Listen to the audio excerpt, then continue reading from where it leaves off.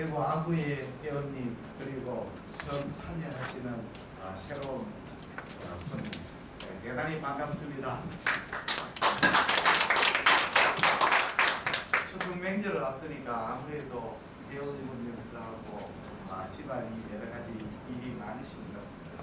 그래서 오늘 좋은 강의가 예정되고 불구하고 저렇게 참여해 주셨습니다. 그러나 오늘 정말 대단하신 강사님, 교수님 모시고 오늘 좋은 강의를 안 들으시는 분 나중에 유튜브를 통해서 들으시면 될 것 같습니다. 그러면 119회 고전음의 감사기 첫 번째 제1부 명방 산책 우리 대구 아구의 전 회장님이시고 이사님이신 서석주 선생님이 게스트에 있습니다. 큰 박수로. 네, 오늘 저번에 6월달에 명반 산책하고 그러고 3개월 만에 다시 시작을 하게 됐습니다. 전번 달에 무슨 명반을 소개하신지 여러분 기억이 나시죠? 엘리자베스 슈바르츠 코프의 리알드 슈트라우스의 바닐라 반주에 예약하고 엘리자베스 슈바르츠 코프는 원래로서 탄생 100년이 돼요. 1915년에 태어나서 탄생 100년이 되는데 탄생 100년을 맞은 참 기억할 만한 그런 명연주자들이 몇 사람 되는데 슈바르츠 코프 외에 러시아의 명피아니스트인 스비아토 라브리프 그리고 이탈리아의 황금의 트럼펫이라는 그런 타이틀을 갖고 있는 테너 마리오 데르 모나코가 모두 1915년생으로 100년을 맞고 있습니다. 오늘은 이분들보다는 좀 더 한 20년 가까이 이전에 명연주자, 지휘자 한 분을 소개해드리는데 오늘은 이분이 지휘하는 베를리오즈의 환상교향곡 음반을 소개해드리겠습니다. 샤를러 민시, 여러분 들어보시라고 생각이 되는데 샤를러 민시는 어떻게 설명을 길게 설명할 수 있지만 한마디로 말하면 20세기 프랑스의 최고의 명연주자다, 명지휘자다 이렇게 이야기하면은 되겠습니다. 20세기에 활약한 프랑스의 명지휘자로서 한 3사람 정도가 되는데 민시보다는 연배가 좀 더 많은 피에르 몽테라는 지휘자이십니다. 이 사람은 스트라빈스키의 봄의 제전 초연을 한 그런 영광의 지휘자고 유로 오케스트라를 지휘를 했습니다. 그리고 샤를 민시보다는 좀 더 후배에 한 14살 후배되는 잠 마르티농이라는 지휘자이십니다.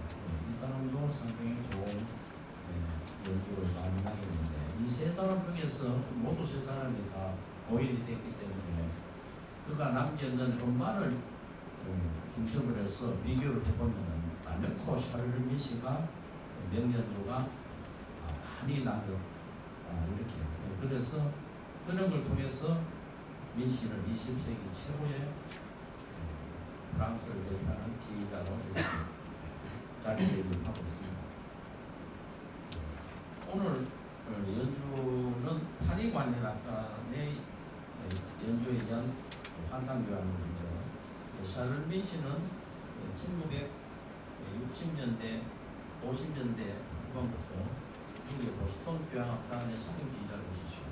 이 당시에도 명연주를 굉장히 많이 남겼는데 그 중에서 하나가 역시 환상교향곡인데 이거는 관현악을 바꿔서 1967년 파리 관현악단에 의한 환상교향곡이 되겠는데 이 파리 관현악단이라는 이 악단은 1967년에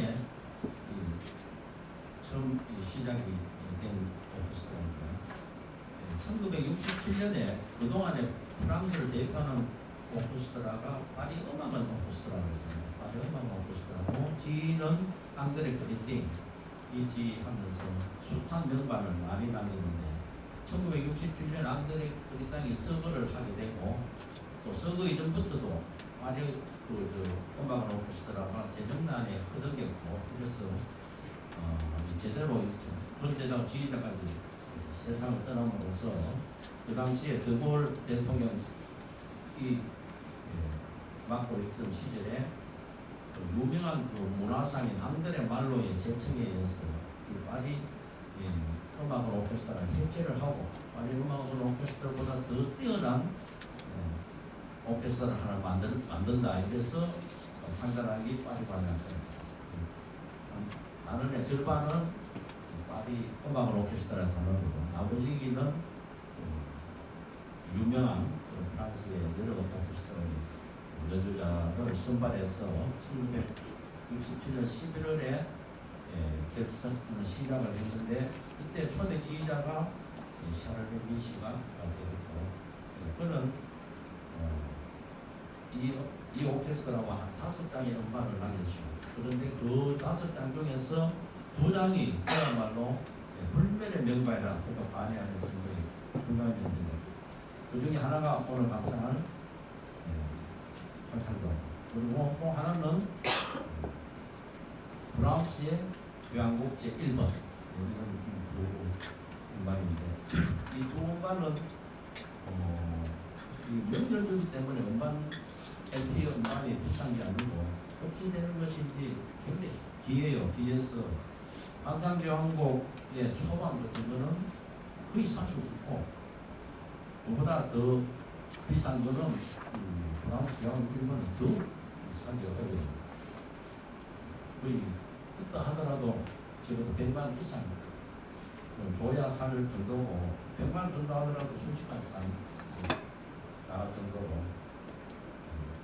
오늘 제가 이 5장의 CD를 갖고 왔는데 이거는 다행히 15,000원 받았습니다. 그래서 음악도 있는데 이것만으로서도 충분히 될 것 같고 여러분들 이거 갖고 계시는 분도 계시고 또 안 갖고 계시는 분도 계시는데 마지막에 또 5장 추첨해서 여러분 중에서 5분이 이 명반을 또 가져가게 되는 해명을 드리겠습니다. 샤를리 미실은 환상교향뿐만 아니고 여러 또 프랑스의 근대 작곡가에 아주 뛰어난 연주를 많이 남겼어요. 베를리오즈에도 그 윌리엄 프림로저하고 했는 이탈리아의 헤랄드라든가 렉기에 그다음 프랑스 교향곡 생산 교향곡 3번 쇼숑의 교향곡 티카의 마법사의 제자 그리고 드뷔시의 잊을 수 없는 명열중인 라메르 그다음 이베리의 귀향지 미오의 세계의 창조 이런 것들은 진실을 따라갈 만한 그런 연주가 지금까지 나오고 있지 않는 그런 입장이 있습니다.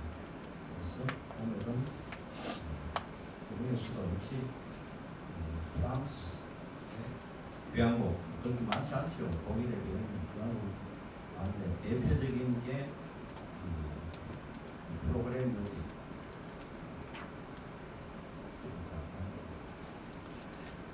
절대 음악이 아닌 표제 교향곡의 시효가 되는 환상교향곡의 연관인 샤를레 미시 파리광장단 연주 그래도 다행히 5장 나오고 있습니다. 전번에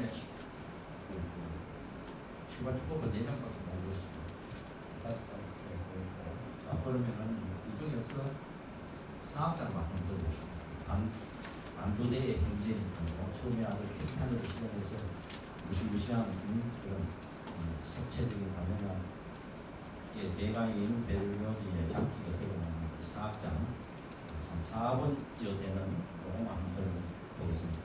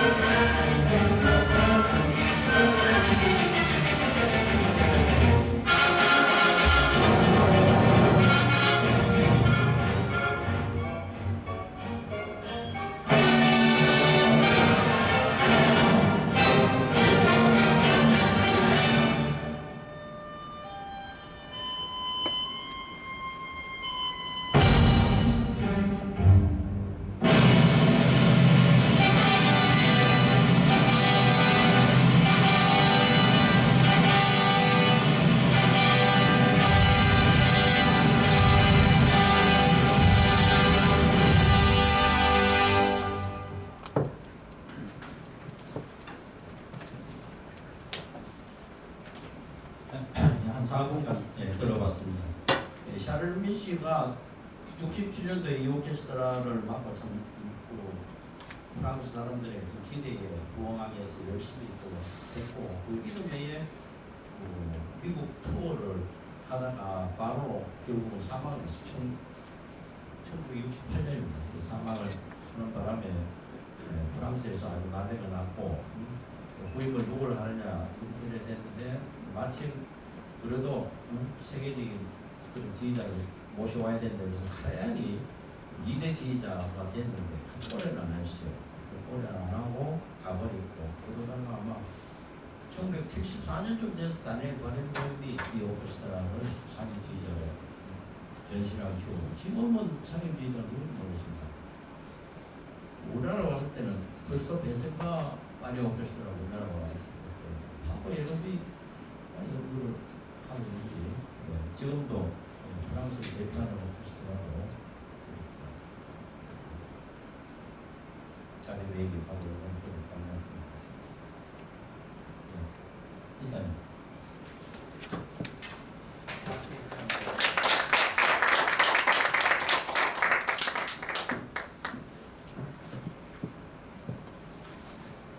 예, 그 다음에는 2부 순서가 되겠습니다.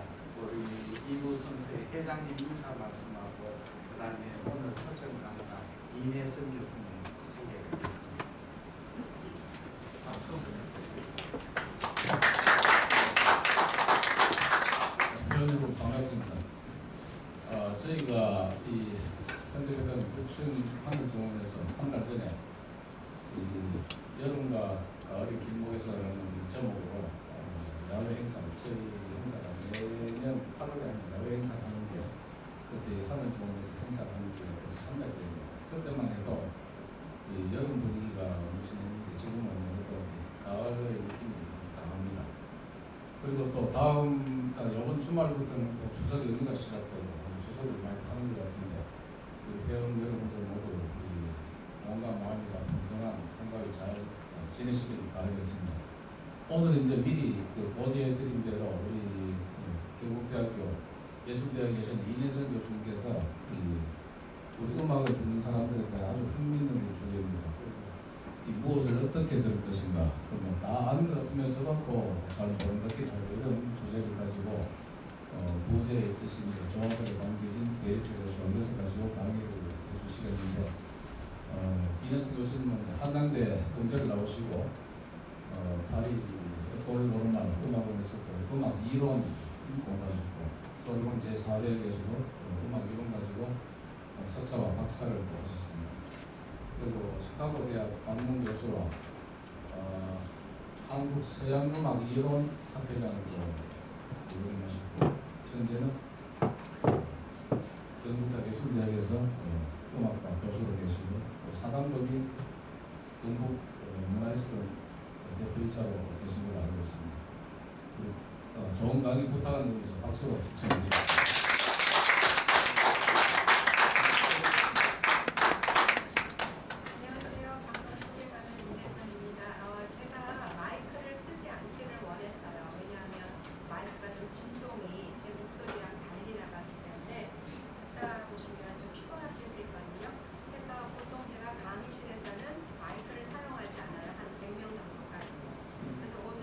제 목소리의 이 크기가 괜찮으시면 제가 마이크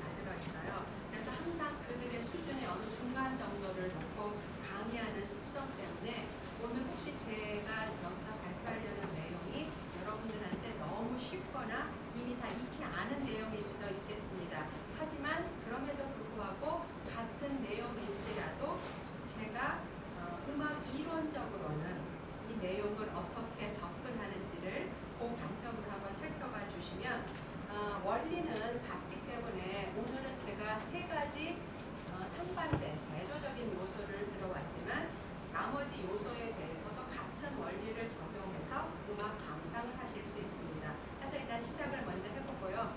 한 번 끝나고 나서 의견을 한번 들어보고 두 번째 내용으로 들어가도록 하죠. 일단 제가 첫 번째 드리려는 말씀은 음악이 시간 예술이라는 점이죠. 그래서 이거 하나 넘겨주시면 우리가 시간 예술하고 공간 예술의 차이가 뭐냐라고 한다면 공간 예술은 그 공간에 우리가 들어갔을 때 그 현장을 대면할 때 전체를 한 번에 알아볼 수 있다는 거죠. 네, 회화나 조각이나. 그것도 어떤 또 장점이 있냐면 그 한 번 본 거를 지속적으로 관찰을 할 수 있는 기회가 생긴다는 거죠. 그런데 음악은 왜 시간 예술에게 단점일 수도 있는데 왜 기억력을 필요로 하냐 하면 소리가 순간의 진동으로 만들어지면서 그 순간이 과거로 흘러가고 있다는 거예요. 그렇지만 그 과거가 소리가 우리가 기억을 할 만큼 어떤 여유라 그럴까 그 시간적인 걸 주지 않는 이유가 소리가 지속적으로 미래에서부터 또 우리한테 계속 오는 거죠. 그래서 소리는 순간에 일어나지만 그 순간을 이해하기 위해서는 과거와 미래를 묶어서 이게 음악이 제일 어려운 부분이에요. 그래서 음악을 감상을 하기는 하되 음악적인 내용을 감상을 했느냐라고 질문을 한다면 사실은 예 혹은 아니요 라고 굉장히 달라질 수 있어요. 그래서 오늘은 제가 음악의 음악적인 내용을 이해를 어떻게 해야 되느냐 그 부분을 단순히 감상이라는 게 아름답다라는 그 단계를 넘어서는 그 경지를 어떻게 우리가 체험할 수 있느냐 그 훈련은 학교 같으면 학생들한테 어떻게 시키느냐 이 부분을 잠시 설명드리려고 합니다. 그래서 제가 첫 번째 지금 꺼낸 페이지에는 음악은 소리를 매체로 하는 시간 예술이기 때문에 음악적 시간의 흐름 계속 움직이고 있다는 뜻이죠. 흐름이 굉장히 중요하고요. 순간에 소리를 듣겠지만 그 소리는 음악적인 맥락 안에서 이해돼야지 그냥 소리일 뿐이에요. 이게 굉장히 중요한 차이를 가지고 오죠. 그러니까 소리를 들었느냐 분명히 듣긴 들었어요. 하지만 그 소리를 들은 것이 중요한 게 아니고 음악적 맥락 안에서 시간의 흐름 말씀드린 대로 과거와 현재와 미래를 엮어야 되는데 이제 학생들이 똘똘하면 반드시 이렇게 질문을 해요. 선생님 미래를 듣지 않았는데 어떻게 압니까? 여기에서 이제 기대, expectation이라고 하는 기대라는 장치가 나와야 돼요. 그래서 제가 이 설명을 할 때 꼭 이렇게 얘기를 해요. 우리 애들 수준으로는 드라마를 볼 때 혹시 드라마를 일일 드라마든지 무슨 주말에 드라마를 혹시 여기 계시는 분들이 보시는지는 모르겠는데 드라마가 한 편이 끝나고 나면 다음 주가 예고편을 주잖아요.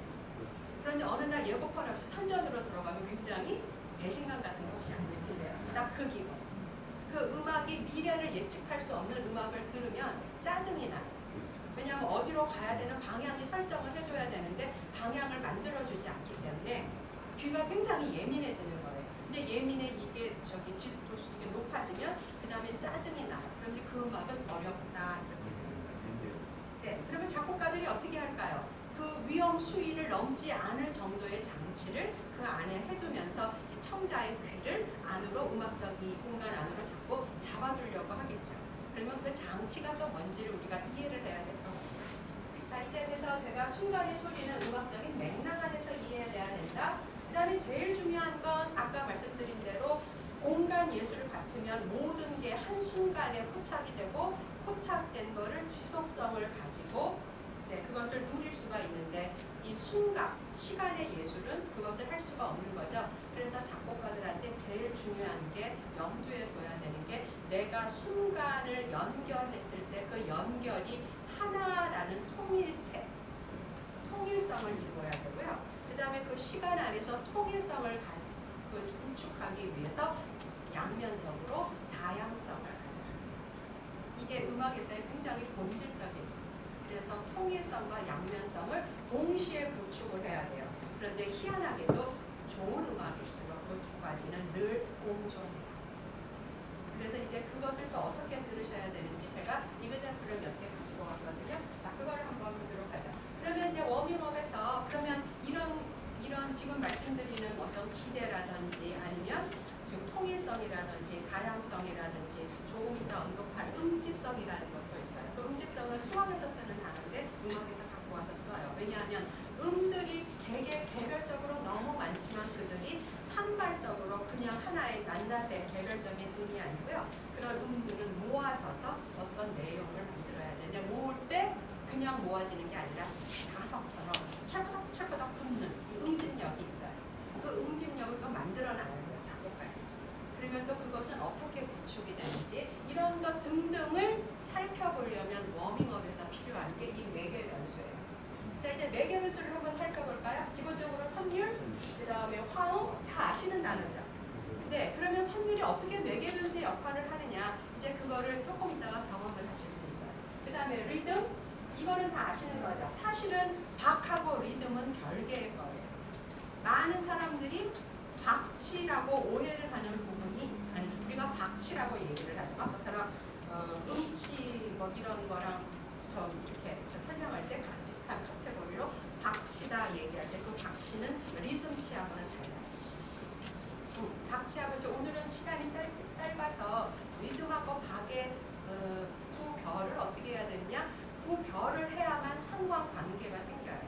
그래서 상관관계를 설명하려면 구별이 돼야 되는데 오늘은 시간이 조금 이게 좀 정해진 시간이라 설명은 못 드리겠지만 여간 리듬하고 박은 리듬, 박, 매터라고 하는 거, 비트라고 하는 건 별개의 거고요. 그 다음에 계속해서 피치, 이게 여러분 우리가 제일 많이 우리가 직간접적으로 제일 터칭하는 게 이 피치예요. 피치 때문에 음악이 같다 다르다를 잘 표현하거든요. 그래서 이거 아마 피치에 대해서는 다 공감을 하실 거고 음색도 중요해요. 그 다음에 또 하나 음역, 그 다음에 다이나믹, 그 다음에 크게 음악을 넓게 보는 사람들은 짜임새, 그 다음에 구조 이런 것들이 다 매개 변수에 들어가요.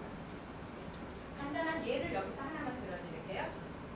바흐의 후가를 아실 것 같아요. 그죠? 후가가 오른손 왼손으로 그러니까는 선율을 4성부로 노래를 해요. 오른손에 소프라노와 알토가 있다고 음역별로 소프라노와 알토가 있다고 생각하고 왼손에 테너와 베이스가 있다고 생각해서 4개의 성부가 한 음색 안에서 피아노라고 하는 건반 음악 안에서 같은 동기를 노래를 해요. 그러니까 이 경우에 매개 변수는 음역이에요. 그러니까 오른손 액기손가락 쪽에서 소프라노가 노래를 불러요. 그러면 이 노래를 모방, 이미테이션으로 알토가 해요. 그러면 이 알토를 테너가 받아요. 왼손의 엄지손가락, 그다음에 왼손의 새끼손가락, 베이스가 이걸 받아서 같은 아이디어를 4번 듣게끔 해줘요. 그런데 이 아이디어는 모방이라는 기법인데, 그런데 사실은 이것은 바흐는 기하음악 건반 가지고 이걸 만들었지만 이 기법의 출현은 보이스 가지고, 목소리 가지고 소프라노, 테너, 알토, 테너, 베이스를 가졌을 때 이 기법을 조스킨 데프레 이런 작곡가들이 널리 쓰는 거예요. 그러면 이때는 매개 변수가 음역이 아니라 뭐였겠어요? 그렇죠. 음색이었어요. 똑같은 테크닉인데. 그러니까 음악을 달리 들어줘야 돼요. 당연히 그렇겠죠. 그런데 음색이 다를 때는 4번 반복하는 게 귀에 들어와요. 피아노로 같은 음색으로 치니까 이게 잘 안 들어오는 거예요. 이제 음악은 또 어려워졌어요. 이게 어려워진 거예요.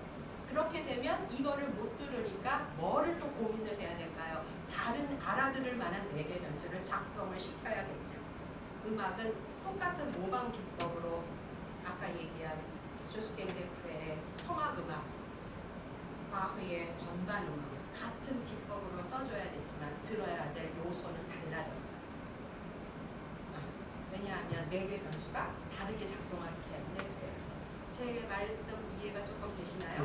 네. 자, 그래서 이제 4개 변수 이 부분으로 조금 들어가 볼 거예요. 자, 이제 오늘은 시간이 짧아가지고 제가 이그젠플을 2개를 들고 나왔는데요. 일단 반복과 대조에 관한 거를 한번 살펴보려고 해요. 일상적으로 반복이라는 건 같다라는 의미를 두는 거고 대조라는 건 다르다는 의미를 이 언어상 우리가 구별을 할 수 있죠. 그래서 반복과 대조는 기본적으로 반복은 통일성을, 그 다음에 대조적인 아이디어는 다양성을 준다라는 거, 이런 전제를 둔다면 여기에는 이의가 없을 것 같아요. 자, 요 정도 개념만 가지고 음악을 하나 들어보실 텐데요. 사실은 제가 이 음악을 요새 분석하고 있는 음악인데 맞춤, 이 지금 발표랑 이게 딱 맞아 떨어져서 이 제가 분석하는 연구는 완성되지 않았지만 여러분들 이 자리에서 오늘 처음 소개하는 제 연구예요.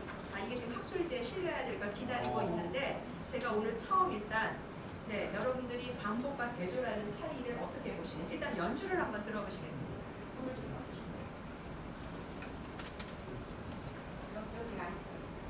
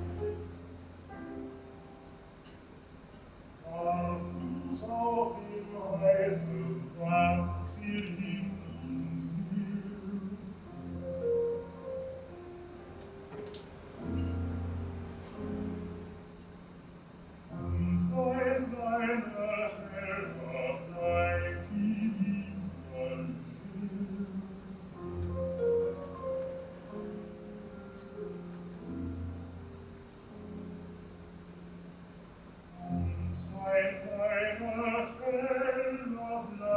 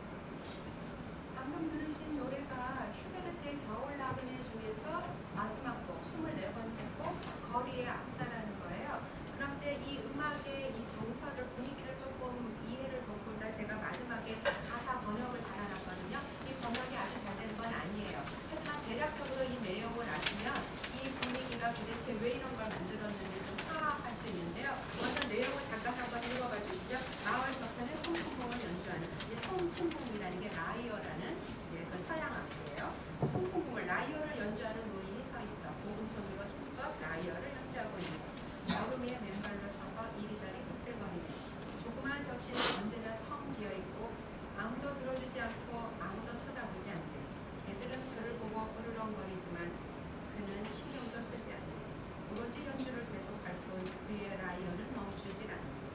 기이한 노인아, 내가 당신과 동행해도 되는지, 내 노래에 맞추어 당신의 손등으로 반주를 부를 수는 없는지. 그거는 물어봤고 마지막에는 마치 사진처럼 그 장면을 묘사를 했죠. 네, 근데 그 묘사가 굉장히 후전적이에요, 그죠? 자, 이제 그 노래를 가지고 악보를 한번 잠깐 보실까요? 혹시 뒤에서 악보가 보이시나요? 네, 이 악보가 저희가 최대한 좀 이걸 이야기를 해드렸는데, 음악을 일단 들어보시니까 음악이 상당히 정점이죠.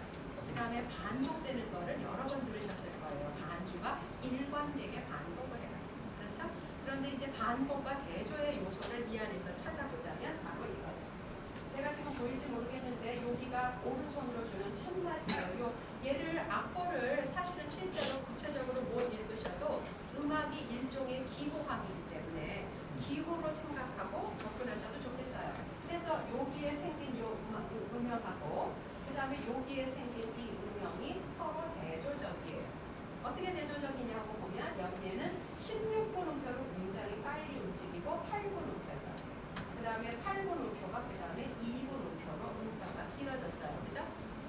이게 지금 슈베르트가 설정에는 기본적인 아이디어예요. 그런데 이 아이디어가 표면적으로는 요 부분에 하고 요 마디 4하고 3하고 4가 마치 대조를 보이는 것처럼 표면적으로 느껴져요. 선생님 피아노를 잠깐 한번 쳐봐 주시겠어요? 다시 한번 잠깐만 이 3, 4마디만 한번 들어보시죠. 나도 시대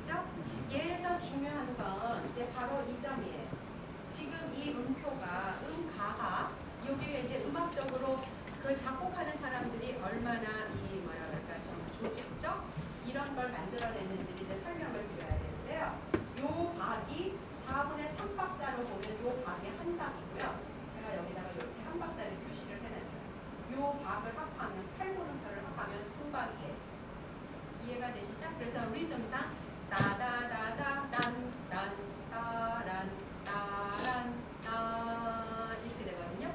그러면 그 비율을 보면 자 여기가 조금 수학적인데요. 얘를 1이라고 놓고 봤을 때 얘는 2예요. 따라오시나요? 맞아요? 요거를 1이라고 놓고 봤을 때 4분음표, 얘가 9박자 2분음표예요. 이 리듬은 1대2의 박자로 되어 있어요. 1대2로. 따다다다 한 박이에요. 따라라라란 딴 따라라란 딴 이렇게 돼요. 이해가 되시죠? 요게 표면적으로는 서로 다른 리듬으로 아니 서로 다른 음형으로 보이는데 이 안에 공통적으로 들어있는 건 1대2의 비율로 되어 있는 리듬 운동이에요. 그런데 그것을 이렇게 피아노가 이렇게 얘기하는 걸 이 가수가 노래하는 걸 한번 들어볼까요? 첫 박에 요 박에 라 이게 라라 이렇게 음이 반복이 돼요. 그 반복되는 음으로 구조를 추려보면 요 박이 1 여기에서 9박자 여기에서 요 미 가지고 2박자 여기에서 미 가지고 1박자 따라오세요? 그래서 음악을 구조로만 읽으면 라라 라라 이렇게 이거를 읽는 그거를 아까 얘가 4개 변수에서 pitch 음보로만 따지면 같은 힘을 어디에서 반복하느냐라고 치면 여기에서 4분음표, 2분음표의 길이로 2분음표, 4분음표의 길이로 다시 4분음표, 2분음표의 길이로 제 말씀 이해하시나요? 네. 이렇게 따라오는 게 이 박에 들어있는 근본적인 지금 구조예요. 이거 지금 제가 말씀드리는 거 4분의 3박자에서 하나, 둘, 셋, 둘, 하나, 둘, 셋. 패턴은 두 가지만 있어요. 시작하자마자 피아노에서 보여줬던 패턴은 요거 가지고 보여주세요. 요것도 3도, 요것도 4도 동일하게 만들어질 거예요. 결론을 이 말씀을 드리면 여기까지예요. 표면적으로 음형은 다르지만 그 음형이 가지고 있는 기본적인 리듬 구조는 빰빰 이거죠. 빰빰 빰빰 이렇게 된다는 거죠. 이해가 좀 되시나요? 네, 이게 바로 이 안에서 서로 다르지만 방향성 하나를 묶을 수 있는 근본적인 아이디어를 준다는 거예요. 신기하게도 이 아이디어는 여기에서 아이디어는 피아노뿐만이 아니라 선율에서도 그래요. 근데 선율에 여기 보시면 딴 이렇게 음영이 미가 9박자의 길이를 갖고 3박자의 길이를 갖게끔 이렇게 나와 있죠. 다시 음영 주세요. 그러면 선율은 반주처럼 이 음영을 가졌다가 새롭게 잡히는 이 음영, 이거를 리버스 시킨 것처럼 거꾸로 리트로그레이드 시킨 것처럼 이걸 가지고 만드는 거죠. 따라서 핵심이 되는 건 선율에서는 요거 두 개를 연놓고 들으셔야 돼요. 선율에서는. 자, 선율 다시 한번 보여드릴게요. 여기에서 딴딴따라라란 빰빠라라란 다시 한번 들어보실래요? 딴딴따라라란 빰빰빠라빰 이렇게 됐어요. 그러면 라를 따라가 주시고 동그라미 친 거, 여기에 동그라미 친 비를 따라가 주세요. 이게 지금 이 곡이 가지고 있는 일관돼. 여기서도 일관돼. 자, 이제 여기서 볼까요? 빰빠라라란 라에서 시로 갔죠? 여기에서 또 라에서 또 시로 갈 거예요. 피치는 같아요. 그런데 라에서 시로 가는 동안에 2박자 걸려서 1박자 갔거든요. 요번엔 1박자 걸려서 2박자 갔어요. 그러면 어떻게 된 걸까요? 여기에서 A, B였던 게 E, A로 바꿨겠죠. 선율의 형태는 달라졌지만 가지고 있는 기본적인 요소 가지고 요 선율을 또 만들었어요. 자, 말씀 계속 한번 이어볼까요? 얘는 똑같은 패턴이니까. 자, 이제 여기 한번 보겠어요. 여기에서도 이렇게 얘기를 잡을래요. 라에서 도로 간 거예요. 따라라라란 따라라란 빰빰 이렇게 갔어요. 라에서 도로 갔어요. 하지만 이 도는 또다시 라로 갔어요. 이걸 따지면 라에서 도로 간 건 4분 우편에서 2분 우편으로 간 거고요. 이제 4분 우편은 2분 우편으로 간 거예요. 이 아이디어는 뭐만 나왔을까요? 여기에 있는 요 A만 가지고 여기를 만들었어요. 이렇게 이 안에서 기본적인 아이디어 2개 가지고 4분 우편, 2분 우편, 혹은 2분 우편, 4분 우편, A, B 그 2개 가지고 이 전체를 끝까지 다 통과하는 거예요. 그래서 이 음악은 어찌 들으면 매우 지루하게 들려요. 1. 반복이 너무 심한 거예요. 그런데도 불구하고 음악이 상당히 심연한 게 사람을 몰입시키죠. 그러면 그 안에서 변화를 어떻게 줬을까요? 이거를 들을 줄 알면 이 안에 조화가 뭔지를 우리가 인지하게 되는 거예요. 자, 그 악보를 보여드릴게요. 기본적으로 여기에서 기본적으로 따라라라란 딴따란에서 여기가 4분음표, 여기가 2분음표. 라에서 어디로 갔어요? 도로 뛰었어요. 라도 3도밖에 안 뛰었어요. 그런데 그 똑같은 음영이 발전돼서 내려갈 때 보면 라에서 어디로 치냐면 미로 뛰어요. 5도를 뛰어요. 3도보다 크게 5도. 여기 보이시죠? 그런데 그것이 1절이 끝날 때를 보면 어떻게 뛰어요? 라에서 라로 옥타브를 뛰어요. 음정이 3도였다가 도야. 라도, 라미, 라라 이렇게 되는 거예요. 그러니까 음악이 점점 클라이막스로 가는 상승 효과를 만들어내는 거죠. 그래서 바렌보임이 반주를 했거든요. 바렌보임이 이 부분에 가면 굉장히 강조를 해요. 그래서 저는 거기에 동의를 못했어요. 왜냐하면 얘는 모든 걸 일관되게 거의 색깔이 없는 것처럼 무채색으로 쳐줘야지 정적인. 그런데 이 사람이 그 정적인 리듬을 흔들어놨어요. 이 부분에 가면 굉장히 서정적이 돼요. 다시 한번 들어볼 텐데요. 이 악보를 둔 채로 음악을 들어보십니다. 이 악보를 둔 채로 아니 조금 이따 한번 들어보시면 제가 드리는 말씀이 왜 여기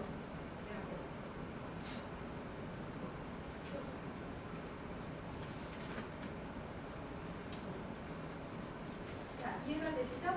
그러면 제가 지금 말씀드린 대로 클라이막스가 어떻게 서서히 처음에 라에서 도로 왜 라에서 도를 찍었냐면 기본 리듬형 여기를 4분음표의 각으로 길이로 여기를 2분음표의 길이로 보면 요 두 음만 픽합되는 거예요. 제 의도를 이해를 하시겠죠? 왜냐하면 리듬을 들어보면 딴딴딴딴 이렇게 들려요. 따다다다단딴딴딴딴딴.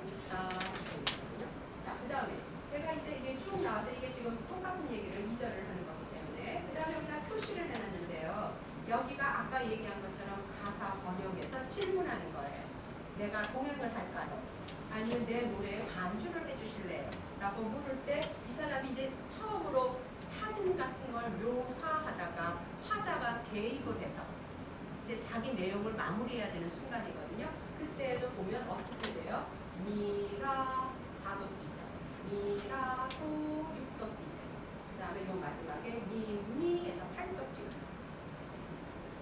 제 얘기 먼저 이해하시죠? 이게 점차적으로 이 사람이 자기가 하려는 얘기의 클라이막스를 이게 전체적으로 이제 응집력이라고 하는 것이 이런 부분이에요. 어떤 아이디어가 있으면 그 아이디어를 끝까지 결속력 있게 계속 마무리를 해주는 거죠. 그 외에도 이 안에 슈베르트가 굉장히 많은 장치를 해뒀어요. 뭐냐 하면 이 음악이 왜 지루하게 들리느냐 이유는 하나예요. 첫 번째 프레이즈 라로 시작했어요. 두 번째 프레이즈 라로 시작했어요. 세 번째 프레이즈 또 라로 시작했어요. 네 번째 프레이즈 라로 시작했어요. 다섯 번째 프레이즈 라로 시작했어요. 여섯 번째 프레이즈 라로 시작했어요. 일곱 번째 프레이즈 라로 시작했어요. 또 라로 시작했어요. 또 라로 시작했어요. 계속 라로 시작해요. 이해가 되시죠? 그런데 이 라를 버리는 첫 번째 음이 바로 뭐냐면 여기에 미예요. 라에서 미. 첫 시작하는 음이 두 개밖에 안 들려요. 시작하는 그 음이 두 개가 바로 이 시작하는 라와 시작하는 미예요. 이런 걸 저희가 음진력이라고 표현을 해요. 전체에 풀어놓을 얘기를 미리 시작하자마자 다 보여주는 거예요. 음악은 그래서 두 발씩이에요. 왜냐하면 시간을 끝까지 다 기억할 수 없어요. 그러니까 중요한 걸 미리 다 초반전에 다 보여줘야 돼요. 그 다음에 그것을 차곡차곡 반복으로 확인을 시키든지 반복이 지루하니까 대조를 갖는 반복으로 확인을 시키면서 자기 것을 확고하게 만들어줘야 돼요. 그래서 음악은 두 발씩이에요. 이게 굉장히 중요해요. 음악 감상, 악보 없이 음악 감상 시킬 때요. 제일 먼저 하는 게 뭐냐면 시작하자마자 음악을 몇 번을 들려줘요. 그리고 그것을 외우라 그래요. 그 다음에 내가 지금 외운 게 곡 중간중간에 어디에 나타나는지를 이거를 파악하라 그래요. 그러면 어떻게 만들어지냐면 음악의 얼개가 만들어지죠. 네. 그 다음에 그러면 내가 파악한 그 사이에 이질적인 요소가 뭐가 들어가 있는지 찾는 단계로 이렇게 접근을 시켜요. 감상, 악보 없이 감상할 때. 제일 많이 하는 방법이 그 방법. 자, 그러면 이제 우리가 이 감상을 지금 이 안에 숨어 있는 게 굉장히 많아요. 뭐가 있냐면 베이스 음이 처음부터 라, 끝날 때까지 라예요. 라를 한 번도 안 벗어나요. 이게 A 마이너 곡이거든요. 라를 으뜸음으로 하는 곡이에요. 이 안에서 서 있는 게, 이 곡에서 서 있고 비틀거리면서 서 있고 아무도 반응을 안 하는데 서 있고 개가 주위를 빙글빙글 돌고 가사 내용이 그렇죠. 그 사람이 움직이지 않고 그 자리에 계속 서 있어요. 라. 그 라 위에서 모든 게 다 이루어져요. 그런데도 그렇게 움직이지 않는 고정 변수는 라. 그 안에서 움직이는 선율의 변수는 라였다가 여기에서 미로 가요. 이건 선율. 반주는 어떻게 돼요? 라도, 라미, 라. 다시 라도 라미 랄라 이자. 이해가 너무 제가 황당한 걸 말씀드려요. 이해돼요. 이해 괜찮으세요? 네, 음악 안에 이렇게 조직적인 이게 약간 뭐라 그러나, 그러니까는 이런 거죠. 작가가 글을 쓸 때 이미 플롯이 정해지고 나면 뒤에 엔드를 어떻게 할 건지, 그 다음에 뭐 엔딩뿐만이 아니라 그 안에 클라이막스를 어떻게 만들 건지 작가 나름대로 구상을 하고 있잖아요. 그런데 그 구상을 하는 게 초반전에 다 나타난다고 생각하시면 돼요. 그게 이제 우리가 그래서 아이디어라는 단어 혹은 주제라는 단어를 특별히 주는 거예요. 대문자를 써서. 자, 이제 이 곡을, 이 악보를 놓은 채로 한번 다시 들어보실 텐데요. 지금 설명드린 내용이 내 귀에 들어오는지, 제일 중요한 건 리듬을 들으셔야 돼요. 빰빰 빰빰 이거예요. 따다다다단 단이 8분음표, 16분음표로 들으시는 게 아니라 그 안에 리듬의 구조는 하나 둘 셋 하나 둘 셋 이렇게 들으셔야 돼요. 이해가 되시죠? 그거의 사인을 아까 잠깐만 주세요. 그거의 사인을 여기서 이거 줄 때 하나 둘 셋 하나 둘 셋 하나 둘 셋 하나 둘 셋 하나 둘 셋 이렇게 들으시라고. 이거 이 박자 주는 거예요. 지휘자가. 자, 다시 한번 들어보시겠어요? 자, 악보를 드릴게요.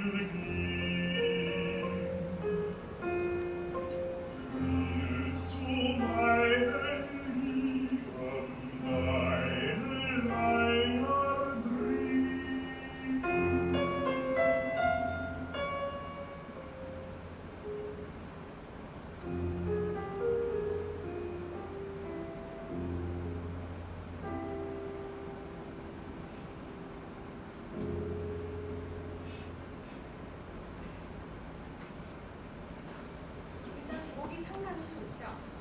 그다음에 이 안에서 반복 때문에 일관된 내용을 듣지만 조금 설명을 들으셨다면 이 안에서 어떤 다양성을 변화를 나름 추구했는지를 조금 공감을 하셨나요? 네, 사실은 이 음악에서의 응집력이 이 곡은 화려하지도 그다음에 많은 변수가 들어오진 않았어요. 네, 그러니까 마치 절에 가서 절밥을 먹으면 굉장히 별 양념 아닌 별 양념 아닌 것으로 음식을 반찬을 구별해야 되는 거하고 똑같아요. 양념이 화려하지 않은데도 다 구별해줘야 되잖아요. 그럴 때는 굉장히 식감이 필요하죠. 자기. 네, 그러니까 인스턴트 푸드나 양념이 많이 젖어 있는 그런 입맛으로 절에 가서 절밥을 먹으면 그 절밥이 맛이 없다는 거잖아요. 그런 거랑 매한가지예요. 굉장히 많은 요소가 들어와 있는 음악을 경험하다가 이런 음악을 경험하게 되면 얘가 굉장히 밋밋해지는 그런 저기가 있어요. 그래서 지루하다고, 밋밋하다는 건 곧 지루하다는 뜻이거든요. 그렇다고 반응을 해요. 그런데 이 안에 상당한 양면적인 요소를 가지고 조화를 만들어냈어요.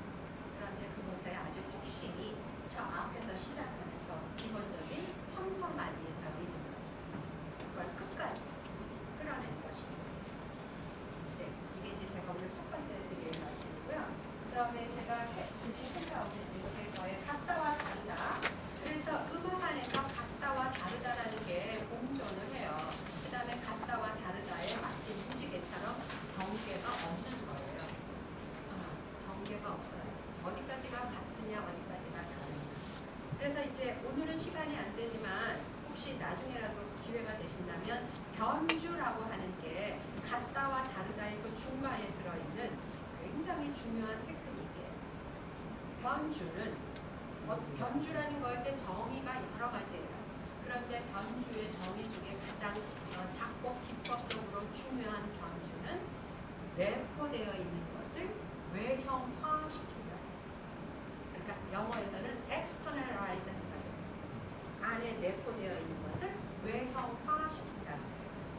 그러니까 숨어 있어서 안 보이는 거예요. 그러니까 숨어 있기 때문에 소리로도 안 들리는 거예요. 하지만 변주 동안에 그 숨어 있는 걸 다 끌어내는 거예요. 이 끌어내는 게 작곡가의 상상력이에요. 그래서 작곡할 때 변주곡을 굉장히 많이 연습을 시켜요. 우리가 무엇을 보는지를 그 안에서 보는 거예요. 그런데 아까 선생님하고도 제가 모차르트를 잠깐 연극을 했는데 모차르트가 이 변주의 대가였어요. 그런데 이 변주는 이런 약점은 있어요.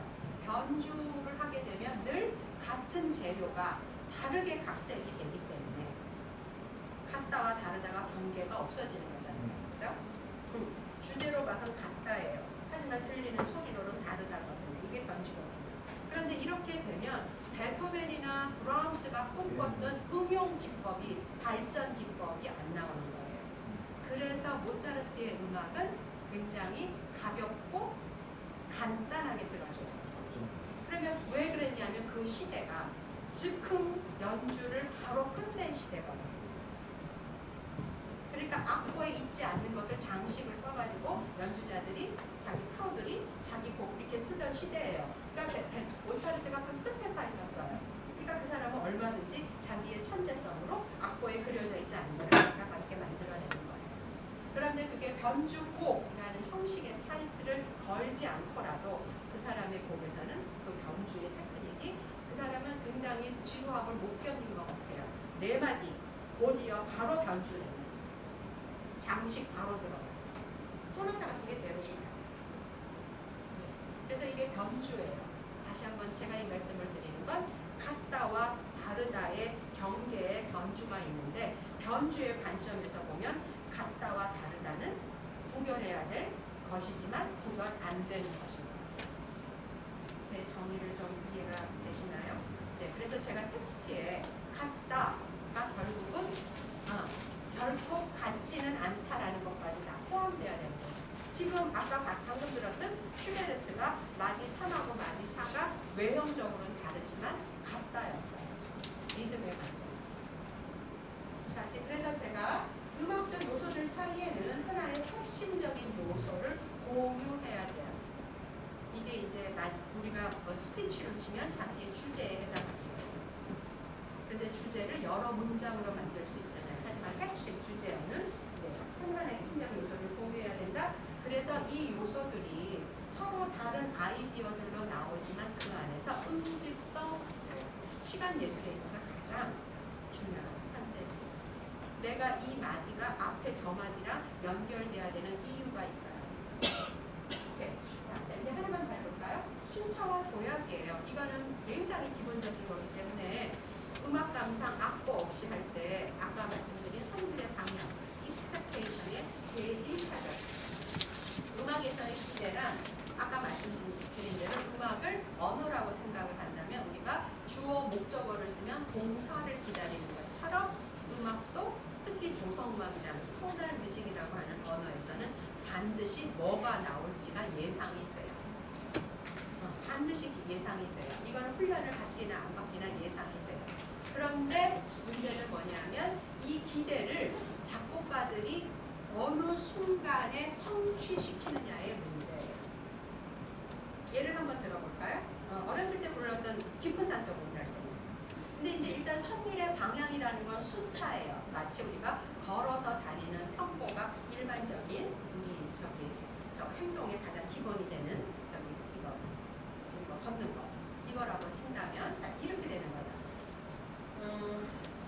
깊은 산속 옹달샘, 깊은 산속 옹달샘이 깊은 산속 옹달샘 누가와 성원 이거잖아요. 그럼 제가 개명으로 해볼게요. 그러면 미솔도 미솔 이렇게 돼요. 미솔도 미솔 누가 빠져 있어요? 파하고 라가 빠져 있어요. 미솔도 미솔 파랄라 누가 빠져 있어요? 솔이 빠져 있어요. 미솔도 미솔 파랄라 솔 시레 파 미레도 채워져요. 이게 가장 자연스러운 선율이에요. 순차와 도약이 상호 보완적. 미솔도 미솔 파랄라 솔 시레 파 미레도 맞죠? 그 노래 2번 해야 돼. 아까 얘기한 것처럼 반복. 이제 대조 보일 차례. 도 미 솔 뛰었어요. 파 미레 내려오죠. 솔 시레 파 미레도 내려오죠.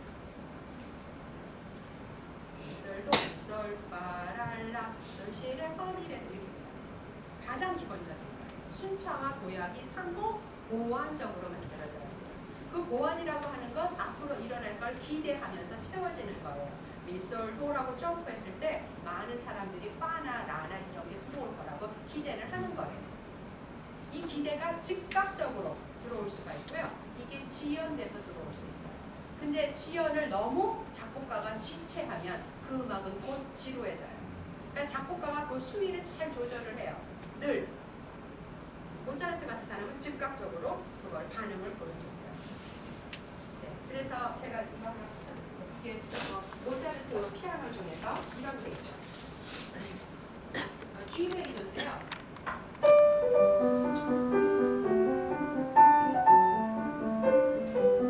이거 아시죠? 그게 G 메이저를 스케일로 치면 이거예요. 출발할 때 레, 시, 솔, 파, 샵 이렇게 쳤어요.